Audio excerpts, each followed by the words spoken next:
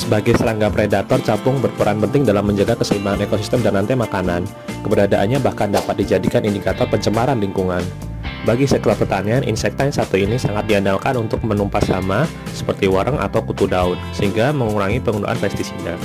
Kawanan capung kerap muncul pada musim panas, namun sekarang masih ada melihat capung bertebaran di pepohonan, jalan raya, taman, atau dimanapun.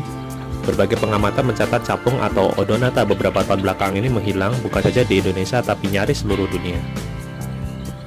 Asesmen komprehensif pertama pada 2009 yang dikutip National Geographic menunjukkan 10% spesies capung terancam punah akibat perusakan habitat air tawar seperti kolam dan rawa, polusi, dan vegetasi buatan. Sementara itu, hampir seperlima capung, terutama capung jarum di dunia, masuk daftar merah spesies terancam punah versi Persatuan Internasional untuk Konservasi Alam.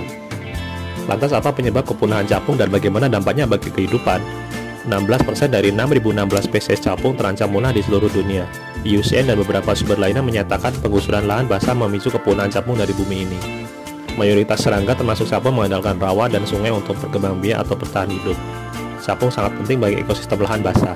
Gambarannya begini, telur capung ditaruh sekaligus ditetaskan dalam air tawar. Dalam tahap ini saja mereka telah berdampak pada ekosistem air dan darat. Kemudian setelah menetas, nimfa capung dapat bernafas di bawah air. Mereka bergerak bak tenaga jet. Hal tersebut memungkinkan mereka memakan organisme air berbahaya seperti jentik nyamuk. Sebelum dewasa, nimfa akan terus berkontribusi pada ekosistem selama 1 hingga 5 tahun.